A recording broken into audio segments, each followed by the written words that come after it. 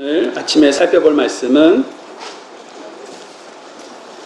사사기 7장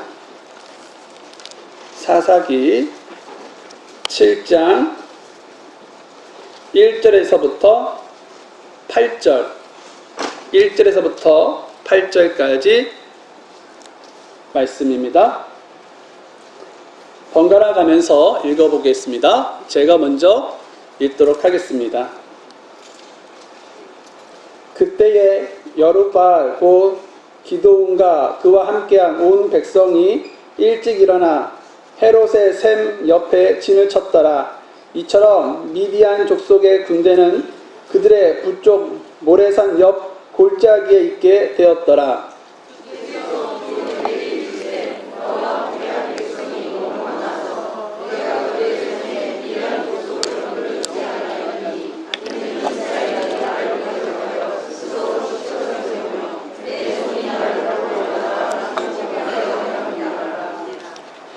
그러므로 이제 가서 백성의 귀에 선포하여 이르기를 누구든지 두렵고 무섭거든 길르앗산에서 일찍 떠나 돌아가라 하라 하시더라. 이에 백성 중에서 돌아간 자가 22,000명이요 남은 자가 10,000명이더라.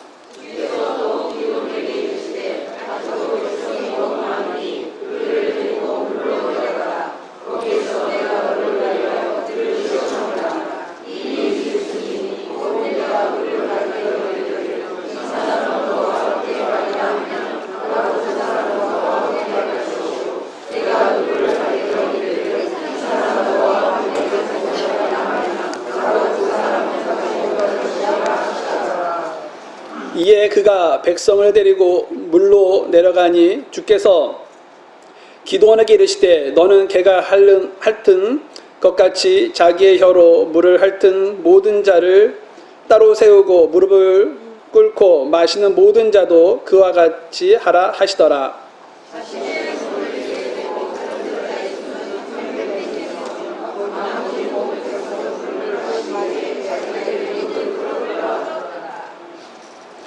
주께서 기드온에게 이르시되 핥아서 먹은 300명으로 내가 너희를 구원하며 미디안 족속을 내 손에 넘겨주리니 다른 모든 백성은 각각 자기 처소로 돌아가게 하라 하시더라.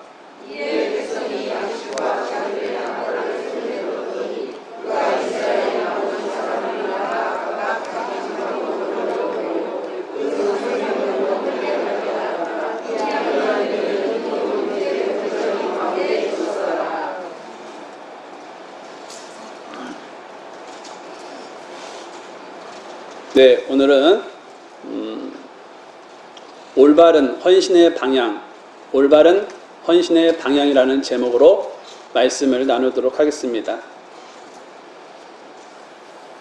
하나님께서 기뻐하시는 일들이 많이 있죠. 그 중에 하나가 바로 우리 몸을 거룩하고 하나님께서 받으실 만한 살아있는 희생으로 드릴 때 하나님께서는요 기뻐하시며 가장 기뻐하십니다. 즉 자신을 주님 앞에 드릴 때 하나님께서는요 가장 기뻐하신다라는 것이죠. 우리는 이것을 무엇이라고 부릅니까? 헌신이라고 부르죠. 그런데 문제는 헌신이라고 해서 하나님께서 다 기뻐하시냐? 무조건 기뻐하시냐? 그런 것은 아니다라는 것입니다. 예수님을 만나기 전 사울을 한번 생각해 볼까요? 바울은요 이 예수님을 만나기 전 어떤 사람이었습니까? 교회를 핍박했던 사람이었죠. 빌립보서 3장 6절에서 이렇게 소개하고 있습니다. 열심에 관하여는 교회를 핍박하였고 율법 안에 있는 의에 대하여는 비난받을 것이 없는 자로다. 바울은요 예수님을 만나기 전에는요 열심을 가지고 교회를 핍박하는 사람이었다라는 것이죠. 예수님을 믿는 자를 잡기 위해서 어떻게 했습니까? 네, 날마다 집을 찾아다니면서 그리스도인들을 잡아다가 감옥에 이렇게 넘겨주었었죠. 그것도 부족해서 어떻게 했습니까? 네, 스데반을 돌로 쳐서 죽이는 데 앞장섰던 사람이 바로 바울이었다라는 것이죠. 바울이 이처럼 교회를 핍박하는 일에 헌신적이었습니다. 그런데 하나님께서 이 헌신을 기쁘게 받으셨을까요? 결코 그렇지 않겠죠. 왜냐하면 이것은 잘못된 헌신이기 때문에 그렇다는 것입니다. 그러면 무엇이 잘못된 것입니까? 바로 방향입니다. 방향. 헌신에는 분명히 방향이 있다는 것이죠. 대단한 열심을 가지고 열정적으로 많은 일에 헌신을 하는 것은 중요합니다. 하지만 그것보다 더 중요한 것은 무엇이냐면요. 헌신의 방향이다라는 것이죠. 왜냐하면 방향이 잘못되면요. 아무 소용이 없기 때문에 그렇다는 것이죠. 탈무드에 이런 이야기가 있습니다. 어떤 한 나그네가 길을 가는데 한 예루살렘 쪽으로 가고 있었던 것 같아요. 그런데 앞에 보니까 마차가 보였죠. 그래서 마차를 만나게 되어가지고 너무나 다리가 아파서 나 좀 태워달라고 그렇게 부탁을 했다는 것입니다. 마부는 기꺼이 태워줬죠. 그리고 나그네는 그 마부에게 예루살렘까지 가는데 얼마나 걸리냐고 물어봤습니다. 그러자 마부가 여기서 한 30분 정도 걸릴걸요? 라고 얘기했죠. 나그네는 고맙다고 인사하며 잠시 잠에 들었습니다. 잠에서 깨보니까 30분이 지났던 거예요. 그래서 나그네는 마부에게 물었습니다. 이제 30분이 지났으니까 예루살렘에 다 도착했죠? 라고 물어봤더니 아닌데요? 1시간 정도 걸릴 것 같은데요? 라고 말했던 것이죠. 아니 아까 30분 남았다고 하지 않았습니까? 라고 물었더니 이 마차는 반대 방향으로 가는 마차인데요? 라고 말했다는 것입니다. 여러분 방향이 잘못되면요 아무리 속도를 높이고 편리하더라도 결코 목적지에 이를 수 없다라는 것이죠. 목포가 목적지라면요 네 아무리 빠르고 편리하더라도 강릉 가는 기차를 타서는 안 된다는 것이죠.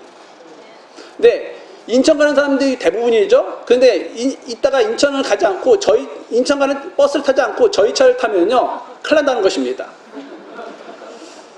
그래서 여러분 중요한 것은 무엇이냐? 방향이죠. 그런 것처럼 헌신도 마찬가지입니다. 헌신이 여러분 방향이 가장 중요하다는 것이죠. 아무리 열심을 다하여 일을 다 하고요 노력을 하고 일을 많이 하고 열정적이고 희생을 해도요 헌신이 방향이 잘못되면 말짱 도루묵이 된다는 것입니다. 방향이 잘못된 헌신은요 차라리 안 하는 일만 못하게 되는 쓸쓸한 결말을 마무리가 되는 것이죠. 이단에 빠진 사람들을 한번 또 생각해 볼까요? 이단에 빠진 사람들을 보면요 교조나 그들이 따르는 그런 단체를 위해서 상상을 초월하는 그런 열심을 낸다는 것입니다. 심지어는 부모를 버릴 뿐만 아니라 부모를 고소하고 고발하는 일까지도 벌어지죠. 더 심지어는 자신의 몸을 파는 그런 여자들도 있지 않습니까? 교조를 위해서, 그 단체를 위해서. 예, 이단들이 이렇게 지나칠 정도로 헌신과 희생을 한다는 것입니다. 왜 그럴까요? 바로 그런 헌신과 희생을 요구하기 때문에 그렇다는 것입니다. 또한 그들은요 그것을 원동력으로 삼고 있다는 것입니다. 그래서 이단의 헌신은요 보통 그런 교회의 헌신보다 겉으로 보기에 엄청나게 더 대단하게 보이죠. 남들보다 더 열심히 일하고 희생적이고 고통스러운 그런 부분을 잘 참아낸다는 것입니다. 그래서 열심을 따지다 보면요 이단보다 더 헌신적일 수가 없죠. 하지만 이것은 어떻습니까? 잘못된 열심이다라는 것입니다. 즉 방향이 잘못된 헌신이라는 것이죠. 그래서 이런 헌신은요 결코 하나님을 기쁘게 할 수가 없다라는 것입니다. 그런데 불행하게도요 이 많은 성도들은요 이단들과 같이 헌신을 남들보다 더 열심히 일하고 더 많은 그런 물질과 시간을 바치고 더 열정적으로 섬기는 것을 헌신이다라고 생각한다는 것입니다. 즉 헌신을 열심과 크기와 열정과 비례하는 것으로 생각한다는 것입니다. 그래서 이러한 것들이 크면 클수록 더 헌신적이고 이런 것들이 적으면 적을수록 덜 헌신적이라고 생각한다는 것이죠. 하지만 성경에서 말씀하고 있는 헌신은요 단지 열심과 크기, 열정만 있으면 되는 것이 아니다라는 것입니다. 이러한 것들도 물론 중요합니다. 하지만 여러분 더 중요한 것은 헌신의 방향이라는 것이죠. 즉 무엇을 위해 헌신하느냐가 더 중요하다는 것입니다. 그러면 무엇을 위해 헌신해야 할까요? 주님을 위해서 헌신해야죠. 주님 외에 사이비 교주나 그런 이단의 우두머리나 나 자신을 위해 헌신하는 것은 방향이 잘못된 헌신이며 주님을 기쁘게 할 수 없는 모습이다라는 것입니다. 그래서 나 자신을 드러내기 위해서 열심을 섬기고 많은 물질로 헌금하는 것, 이런 것은 우리가 삼가해야 한다는 것이죠.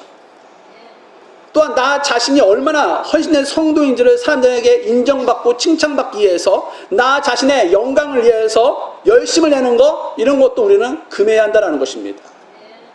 그런 헌신은 잘못된 그런 방향으로 가고 있는 헌신이다라는 것이죠.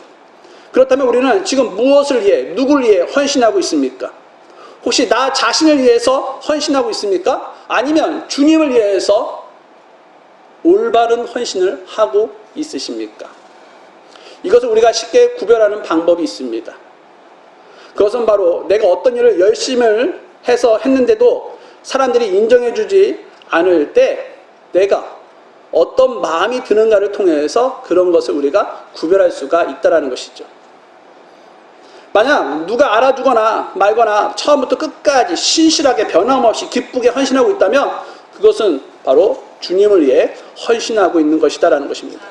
그런데 만약 서운하고 섭섭한 마음이 들어서 더 이상 열심을 내고 싶은 마음이 들지 않을 경우, 그리고 더 이상 봉사할 그런 의욕이 떨어지고 의욕을 느끼지 못한다면 그것은 나를 위한 헌신이다라는 것입니다. 그것은요, 주님을 위한 헌신이 아니라 나 자신을 위한 헌신이다라는 것입니다. 그런 헌신은요, 주님을 기쁘게 할 수가 없지요. 그래서 우리가 헌신을 할 때는 나 자신을 위해서 헌신해서는 결코 안 된다라는 것입니다. 또한 우리가 헌신을 할 때 주님의 일을 도와주고 있다라고 생각해서는 안 되는 것입니다. 마치 하나님만으로 안 되니까 우리의 힘이 필요해서 우리가 주님을 돕는다고 생각해서는 안 된다는 것이죠. 이것은 큰 착각인 것입니다. 우리는 하나님께서 우리의 도움 없이는 일을 못하는 분으로 생각해서는 결코 안 되는 겁니다. 왜냐하면 하나님은 어떤 분이십니까? 하나님은요, 온 세상을 창조하신 창조주이실 뿐만 아니라 온 세상을 지금도 다스리고 계시는 전능하신 하나님이시기 때문에 그렇다는 것입니다. 그래서 하나님께서 우리의 도움이 필요한 일이라는 있을 수가 없다라는 것이죠. 하나님의 능력이 부족해서 우리의 힘으로 주님의 일을 도와준다고 생각하는 것은 이것 또한 잘못된 방향으로 가고 있는 헌신이다라는 것입니다. 그러면 방향이 올바른 헌신은 무엇일까요? 오늘 우리가 읽은 그런 본문 말씀에서 방향이 올바른 그런 헌신이 무엇인지를 한번 찾아보도록 하겠습니다. 자, 본문 1절 한번 볼까요? 본문 1절을 보면 누가 나와요? 기드온이 나온다라는 것입니다. 그런데 여러분, 이 기드온 이름 앞에 무슨 말이 덧붙였습니까? 네, 여룻바알이 덧붙여 있죠. 네, 이 여룻바알이라는 것은요, 이 기드온의 별명인데요. 여룻바알의 뜻이 무엇입니까? 바알을 대적하다라는 뜻을 가지고 있다는 것입니다. 여룻바알은요, 기드온이 이 바알의 제단을 무너뜨림으로 얻은 별명이죠. 여기서 기드온의 그런 별명까지 등장하는 것을 보면 바알을 섬기는 그런 미디안과 전쟁이 곧 있게 될 것을 암시하고 있다는 것을 알 수가 있죠. 그래서 여러분, 기드온이 어떻게 했습니까? 전쟁에 참여할 그런 사람들을 불러 모았다라는 것입니다. 그러자 기드온과 함께 싸우고자 어떤 많은 사람들이 모였었죠. 그 사람들의 수를 세어보니까 어떻습니까? 몇 명이 모였어요? 네, 32,000이 모였다는 것을 우리가 3절을 통해서 우리가 알 수가 있다라는 것입니다. 자,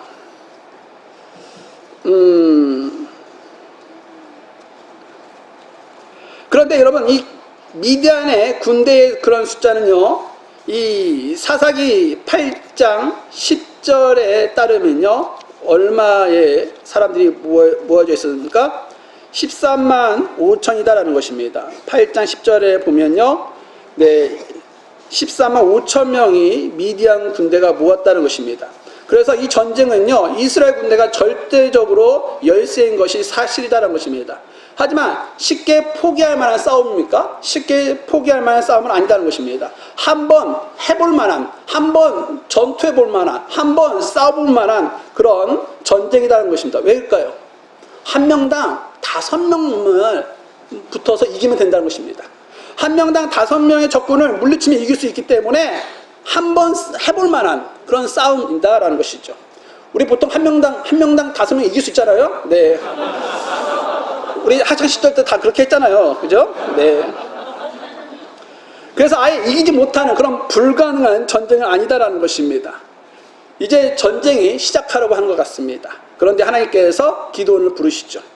그리고 이렇게 말씀하십니다. 2절 보시면 주께서 기드온에게 이르시되 너와 함께한 백성이 너무 많아서 내가 그들의 손에 미디안 족속을 넘겨주지 아니하리니. 하나님은요 이 기드온에게 당혹스러운 말씀을 하시고 계시죠. 너와 함께한 백성이 너무 많다는 것입니다. 그때 이 기드온의 마음이 어땠을까요? 아마도 답답했을 것이다라는 것입니다. 사실 여러분 5대1은 한번 해볼 만한 그런 싸움 아니겠습니까? 근데 지금보다 군사들을 줄이라고 한 것입니다. 여러분 지금보다 군사들을 줄이면 싸움의 승산이 그리 크지 않다는 것이죠. 그래서 이 기드온은 아마 마음이 복잡했을 것이고 마음이 좀 두려웠을 것이고 힘들었을 것이다라는 것입니다. 그래서 아마도 기드온은요 주님께서 자신을 부르실 때 내신 그런 군사에 대한 그런 약속을 지원해 줬으면 좋겠다라는 그런 생각을 했었는데 하나님께서는 그 외에 그 반대의 말씀을 하셨다라는 것입니다. 그래서 많이 힘들을 수도 있었다라는 것이죠. 그런데 주님은요 이 기드온의 마음을 아는지 모르시는지 기드온에게 그 32,000의 군사가 많다고 하셨다는 것입니다. 그래서 줄이라고 하셨다는 것이죠. 이런 것을 보면 하나님의 계산과 우리의 계산은요 전혀 다르다는 것을 알 수가 있다는 것이죠. 13만 5천 명가요 그 3만 2천 명은 누가 봐도 이 3만 2천 명이 터무니없이 부족한 그런 숫자다라는 것입니다. 그런데 하나님은 기드온에게 지금의 그런 군사가 너무 많다고 하시면서 이 3만 2천 명의 군사 중에서도 전쟁이 두렵고 무서운 사람은 모두 집으로 돌아가라 이렇게 명령을 내리게 하셨다는 것입니다. 3절 말씀 한번 볼까요? 그러므로 이제 가서 백성에게 선포하여 이르기를 누구든지 두렵고 무섭거든 길라산에서 일찍 떠나 돌아가라 하라 하시더라. 이에 백성 중에서 돌아간 자가 22,000명이요 남은 자가 10,000명이더라. 전쟁이 두렵고 무서운 사람은 돌아가라고 하자 이 32,000명의 군사 중에 무려 22,000명이 집으로 돌아갔다는 것입니다. 그래서 남은 자가 몇 명이에요? 10,000명이다라는 것입니다. 이제 13만 2천 명 대 10,000명의 싸움이 된 것이죠. 즉 13대 1의 싸움이 되었다라는 것입니다. 당시 기드온은요 아마도 돌아가는 군사들의 뒷모습을 보면서 초조하게 봤을 것이다라는 것이죠. 그러면서도 한편으로는 아직은 해볼만 하다라고 스스로 위로했을 것이다라는 것입니다. 왜냐하면요 이 신명기 8장 말씀을 보게 되니까 오래전 그 모세도요 이 두려워서 낙심하는 그런 군사를 집으로 돌려보내면서 다른 군사들의 마음이 약해지지 않도록 이 바로 잡아주는 생각을 가지고 있었기 때문에 그렇다는 것입니다. 기드온도요 이 전쟁에서 이 의욕이란 자신감이 중요했기 때문에 두려워 그런 겁먹은 사람은 오히려 득보다는 독이 될 것이라며 위안으로 삼았을 것이다라는 것입니다. 또 여러분 이 기드온은요 이 돌아가는 그런 군사들의 이런 모습을 보면서요 아직도 해볼 만하다고 생각했던 것은 사사기 4장 이 10절에서 드보라와 이 바락도요 이 군사 1만 명으로 철병거로 무장한 그 시스라의 군대를 물리친 사건을 이 기드온도 알고 있었기 때문에 그렇다는 것입니다. 당시의 철병거는요 오늘날로 말하는 그런 육상의 왕자라고 하는 전차 그러니까 탱크와 똑같은 무시무시한 그런 무기다라는 것입니다. 그런데 그런 철병거가 이 시스라에게 무려 몇 대가 있었다고 성경 말씀해 주시냐면 900대가 있었다라고 말씀해 주고 있다는 것입니다. 그런데 그런 군사 10,000명으로 그런 엄청난 강한 철병거 부대를 이겼다라고 성경은 말씀해 주고 있죠. 그래서 남은 그 10,000명은 기드온에게 아직은 계산이 서는 숫자였다는 것입니다. 10,000명? 드보라 바락도 이길 수 있었잖아. 나도 이길 수 있을 거야 라고 생각을 할 수 있었다는 것이죠. 그런데 하나님은 여기서 멈추지 않으셨죠. 지금 남아있는 10,000명도 많다라고 말씀을 하셨다는 것입니다. 4절 말씀을 보십시오. 주께서 또 기드온에게 이르시되 아직도 백성이 너무 많으니 그들을 데리고 물로 내려가라. 거기에서 내가 너를 위하여 그들을 시험하리라. 이 일이 있을지니 곧 내가 누구를 가리켜 이르기를 이 사람은 너와 함께 가리라 하면 바로 그 사람은 너와 함께 갈 것이요 내가 누구를 가리켜 이르기를 이 사람은 너와 함께 가지 못하리라 하면 바로 그 사람은 가지 못할 것이니라 하시더라. 하나님은요 군사가 아직 많다고 말씀하시면서 숫자를 더 줄이라고 명령을 하셨죠. 기도는 아까보다 더 당황스러웠을 것이다 라는 것입니다. 왜냐하면요 이 적군이 13배나 많은데도 하나님은 기도원의 그런 군사가 아직도 많다고 말씀하셨기 때문에 그렇다는 것이죠. 하나님은 이번에는 물가로 가서 이 물을 먹는 그런 모습을 보고 그 수를 줄이라고 이렇게 말씀을 하셨다는 것입니다. 자 5절 보십시오. 이에 그가 백성을 데리고 물로 내려가니 주께서 기도원에게 이르시되 너는 개가 핥은 것 같이 자기의 혀로 물을 핥은 모든 자를 따로 세우고 무릎을 꿇고 마시는 모든 자도 그와 같이 하라 하시더라. 자신의 손을 입에 대고 핥은 자의 수는 300명이었으며 나머지 모든 백성은 물을 마시기에 자기들의 무릎을 꿇었더라. 주께서 기드온에게 이르시되 핥아서 먹은 300명으로 내가 너희를 구원하며 미디안 족속을 내 손에 넘겨주리니 다른 모든 백성은 각각 자기 처소로 돌아가게 하라 하시더라. 하나님은 물을 마시는 모습에 따라 두 무리로 구분하셨죠. 물가에서 무릎을 꿇고 물을 마신 9,700명과 손을 입에 대고 물을 핥은 그런 300명으로 구분하셨다는 것입니다. 그리고 하나님은요 이 중 300명을 선발하시고 그들로 하여금 이스라엘을 구원하겠다라고 말씀을 하셨다는 것입니다. 그러니까 이 10,000명의 군사 중에 이 300명만 남게 되었다는 것입니다. 그런데 여기서 어떤 사람들은요 이 300명을 뽑을 때 그냥 하나님께서 뽑으신 것이 아니라 그들의 특별한 자질을 보고 뽑았다라고 주장합니다. 300명은요 다른 그런 군사들처럼 이 무릎을 꿇지 않고 손을 입을 대고 핥아서 물을 먹었는데 이것은 전쟁을 앞둔 그런 군사로서 경계한 것으로 합당한 자세이면서 민첩함을 보여주는 자세이기에 하나님께서는 그들을 뽑았다라고 말씀을 하신다는 것입니다. 즉 그들을 특공대처럼 용사 중에 용사로 뽑은 것이라고 해석을 한다는 것이죠. 물론 이것은 나쁜 해석은 아닙니다. 하지만 저는 물을 마시는 그런 모습을 가지고 의미를 두는 것은 무리가 있다고 좀 생각을 했다는 것이죠. 왜냐하면요, 이 본문에서 중요하게 다루고 있는 것은 물을 어떻게 먹는지 그들의 자세가 아니라 숫자이기 때문에 그렇다는 것입니다. 그래서 하나님은요, 군사들을 계속적으로 돌려보내셨던 것이죠. 하나님께서 원하시는 것은 군사들의 수를 줄이는 것에 있었다는 것입니다. 하나님은 물을 마시는 것을 보고 어느 쪽이 숫자가 적은지를 하나님께서는 주목하며 보셨다는 것이죠. 그래서 만약 반대로요, 이 손을 입에 대고 물을 핥은 그런 군사의 수가 9,700명이고 무릎을 꿇고 마시는 군사의 수가 300명이었다면 하나님은요, 이 무릎을 꿇는 그런 자들을 택하셨을 것이다라는 것입니다. 그럼 왜 하나님은요, 계속적으로 이렇게 군사들의 수를 줄이고 계시는 것일까요? 사실 전쟁에서 이 군사의 수가 많으면 어떠합니까? 유리하죠. 그럼에도 불구하고 하나님은요, 이 32,000에서 이 300명의 이런 군사로 줄이셨다라는 것입니다. 그 이유는요, 바로 2절에 나와 있습니다. 본문 2절 한번 볼까요? 2절을 한번 다 같이 읽어보겠습니다. 시작.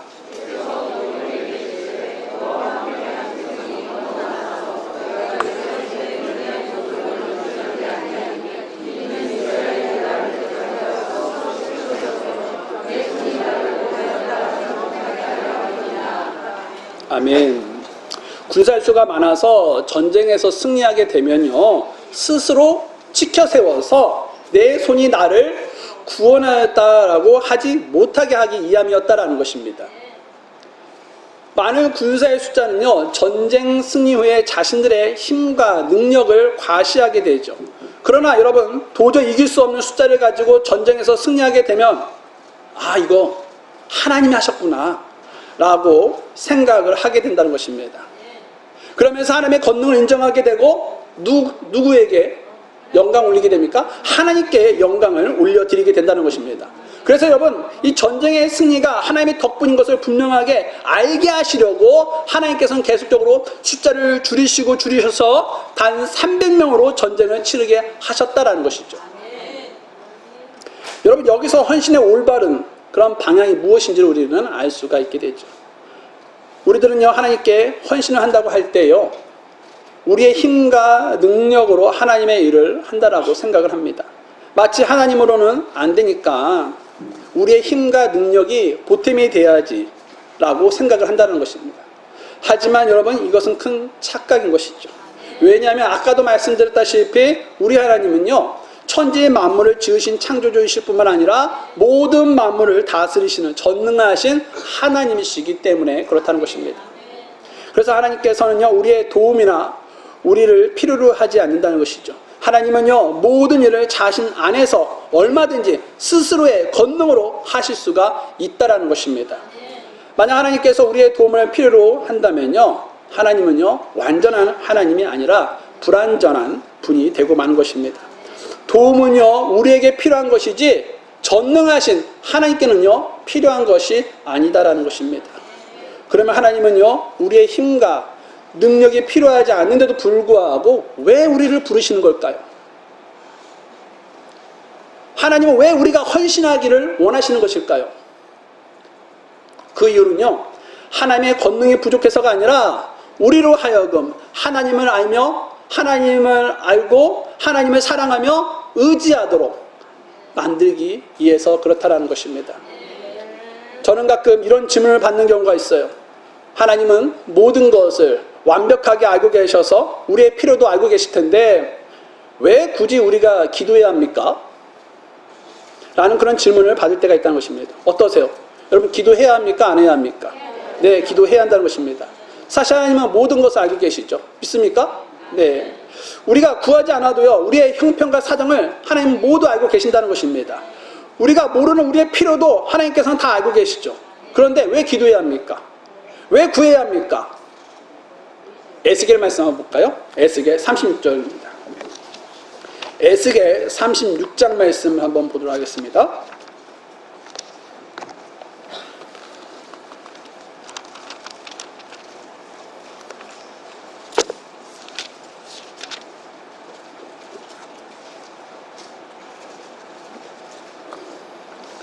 에스겔서 36장 37절에서부터 38절 같이 읽을 겁니다. 에스겔서 36장 37절에서부터 38절 읽겠습니다. 시작. 주 하나님이 이같이 말하노라. 그럼에도 이것을 위해 이스라엘 집이 내게 구할 것이고 내가 그들을 위해 그것을 행하리라. 내가 그들에게 사람들을 양떼같이 늘려주리라. 거룩한 양떼처럼 예루살렘의 엄숙한 명령들의 양떼처럼 그렇게 피폐한 도시들이 사람들의 떼들로 채워지겠고 내가 주인 줄 그들이 알리라 하라. 당시 이 에스겔 이 대언자는요, 활동한 시기가 언제였냐? 바로 이스라엘의 바벨론 포로 시대였다라는 것입니다. 그런데 하나님은요, 이 에스겔서 36장에서 이 바벨론의 포로로 끌려간 그 이스라엘 백성을 고국 땅으로 돌아가게 하시겠다라고 말씀하셨다는 것입니다. 즉 이스라엘의 회복, 그러니까 이 바벨론으로부터 이스라엘을 구원하시겠다는 그런 내용으로 36장을 써 내려가셨다는 것입니다. 그런데 여러분 37절 말씀해 보게 되니까 회복이 이루어지기 위해서는요, 이것을 이스라엘 집이 하나님께 구해야 한다라고 말씀하고 있다는 것입니다. 그렇게 하면 하나님께서요, 그들 위해 그것을 행하신다는 것입니다. 즉 하나님께서 이스라엘을 회복시켜 주실 것인데 그래도 너희가 무엇을 해야 하냐? 기도해야 돼 라고 말씀을 하셨다는 것입니다. 왜요? 38절에 나오죠. 내가 주인 줄 그들이 알게 하기 위해서 그렇다는 것입니다. 사실 기도하지 않으면 모를 수 있는 겁니다. 가령 병에서 나올 때 내가 약을 잘 먹었어, 내가 약을 잘 챙겨 먹었잖아, 그래서 내가 나았다라고 생각할 수가 있다는 것입니다. 또 여러분 역시 유명한 의사라고 역시 내가 유명한 의사를 만나서 내가 나은 거야 병이 라고 생각할 수가 있다는 것입니다. 성적이 좋을 때는 어떻게 될까요? 네, 내가 열심히 공부해서 내가 열심히 노력해서 이렇게 좋은 성적을 얻은 거야 라고 생각할 수가 있다는 것입니다. 또 어떤 문제에 돈이 좀 들어가서 해결될 때 역시 돈이면 다 되는구나 라고 생각할 수가 있다는 것입니다. 그런데 여러분, 기도하면 어떤 생각으로 바뀝니까? 하나님께서 하셨구나, 하나님께서 주셨구나, 하나님께서 고쳐주셨구나 라고 생각하게 되는 것입니다. 또한 하나님께서 나를 구원하셨구나 라고 생각이 바뀌게 되죠. 그래서 기도하면요, 무엇을 깨닫게 되냐? 하나님의 은혜를 깨닫게 된다는 것입니다. 여러분, 여기서 하나님께서 우리를 하여금 기도하게 하신 이유와 이 본문에서 32,000명에서 3,000명으로 하나님께서 줄이신 이유가 동일한 겁니다. 하나님의 사랑과 은혜를 깨닫게 하기 위해서 그렇다는 것이죠. 즉 하나님을 더욱 사랑하며 의지하도록 만들기 위해서 그렇다는 것입니다. 사실 전능하신 하나님께서 미디안 군사 15만 5천 명을 그냥 물리칠 수가 있었습니다. 굳이 기드온과 300명의 군사를 사용할 필요가 없으셨죠. 하지만 그들을 사용하신 까닭은 그들로 하여금 하나님의 그런 위대한 능력을 보고서 하나님을 사랑하고 의지하도록 하기 위해서 하나님께서는요, 그들을 사용하시고 그들을 헌신하도록 만드셨다는 것입니다. 하나님의 목적은요, 미디안 군대를 물리치는 그 일 자체가 아니라 그 일을 통해서 이스라엘 백성들이 하나님을 알고 믿고 의지하게 만들게 하기 위한 것이었다는 것입니다. 이렇게 보면요, 하나님께서 우리에게 헌신하게 하는 목적은 그 일 자체가 아니라 우리가 아무리 잘해도 하나님이 하신 일에 보탬이 될 수가 없는 거구나, 하나님이 하신 거구나 라고 하면서 더욱더 하나님을 의지하게 하기 위해서, 하나님의 은혜를 깨닫게 하기 위해서 하나님께서는요, 우리에게 헌신을 하게 하신 것이다라는 것입니다. 하나님은 우리를 사용하실 때에 우리가 정말 하나님을 알게 하기 위해서, 하나님의 권능을 발견하기 위해서 우리를 사용하신다라는 것입니다. 우리가 잘나서 하나님께서는 우리를 사용하시는 것이 아닙니다. 하나님의 권능이, 하나님의 크신 사랑이 얼마나 큰지 그것을 여러분들에게 알게 하기 위해서 하나님께서는요, 우리를 사용하시고 우리를 헌신자로 부르신다라는 것입니다. 하나님은 우리의 헌신을 통해 무엇을 얻으려고 하시는 것이 아닙니다. 하나님의 관심은 우리가 하는 일이 아닌 우리 자신에게 있다는 것입니다. 우리가 주님의 일에 헌신하는 것을 통해 하나님은 우리가 변화되기를 바라고 계신 것이죠. 하나님을 더욱더 사랑하고 더욱더 믿고 의지하게 만들기를 하나님은 바라고 계신다는 것입니다. 바로 이 목적을 가지고 우리를 부르시고 우리에게 일을 맡기시고 헌신하게 만드신다는 것입니다. 하나님이 바라시는 올바른 헌신의 방향은 바로 이것인 것입니다. 우리들은 주님의 일에 헌신을 한다고 할 때 마치 우리 힘으로 하나님께 도움을 드린다고 생각을 하는데 그것은 결코 그렇게 생각해서는 안 된 겁니다. 하나님이 내 도움 없이는 일을 하지 못한다고 생각하면서 일을 해서는 결코 안 된다는 것입니다.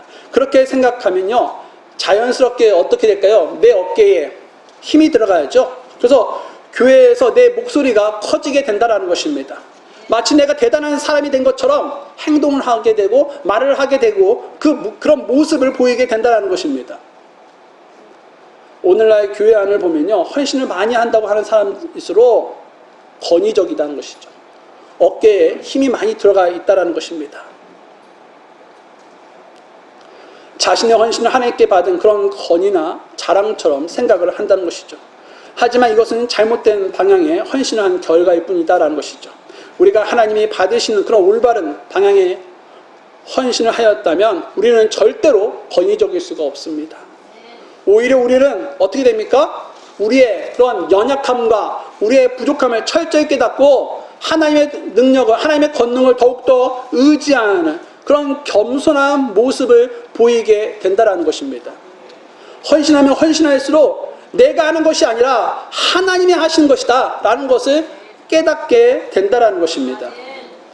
사도 바울은요, 올바른 방향의 헌신을 한 성도가 어떤 고백을 하게 되는지를 보여주는 참 좋은 예가 있는데요. 고린도전서 15장 10절 말씀을 잠깐 보십시오. 고린도전서 15장 10절입니다.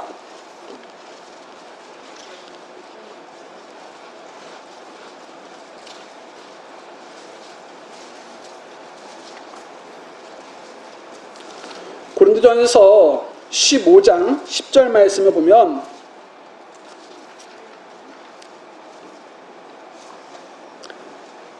그러나 나의 나 된 것은 하나님의 은혜로 된 것이니 내게 베푸신 그분의 은혜가 헛되지 아니하여 내가 그들 모두보다 더 많이 수고하였으나 내가 아니요 오직 나와 함께 하신 하나님의 은혜로다. 바울은 내가 그들 모두보다 더 많이 수고했다. 내가 너희들보다, 내가 사도들보다 더 열심히 헌신적으로 일했던 것도 너희도 알지 않냐? 난 진짜 열심히 했다. 열정적으로 했다. 많이 수고했다. 이렇게 말을 하고 있는 것이죠. 그야말로 자신의 삶 전체를 하나님께 헌신했다고 말을 하고 있다는 것입니다. 하지만 그렇다고 바울은 자신을 자랑했습니까? 자랑하지 않았다는 것입니다. 오히려 자신이처럼 헌신한 것은 내가 아니요 오직 나와 함께 하신 하나님의 은혜 때문이다라고 고백하고 있다는 것입니다. 이것이야말로 헌신의 참된 의미를 보여주는 것이죠. 헌신은 하나님의 능력이 부족해서 우리의 손을 빌리는 것이 아니다라는 것입니다.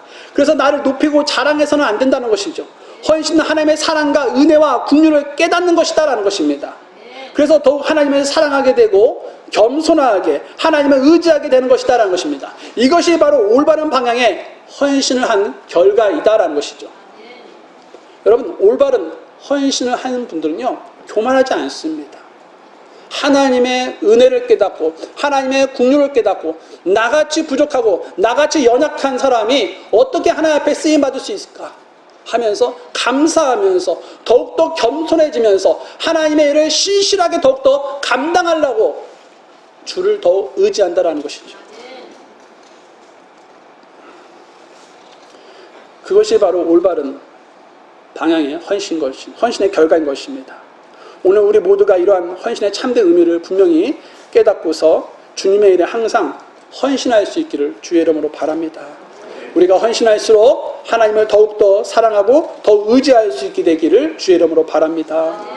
헌신하는 나 자신을 자랑하고 높이는 것이 아니라 우리를 헌신의 자리로 불러주신, 우리를 변화시켜 주시고 우리를 사용해 주신 그 하나님께 감사와 찬양을 드릴 수 있는 그러한 성도가 되기를 주의 이름으로 바랍니다. 왜냐하면 우리에게 헌신의 마음을 부어주실 때 주님께서 우리에게 그런 헌신할 수 있는 힘도 주님께서 주시기 때문에 우리는 모든 영광을 하나님께 올려드려야 한다는 것입니다.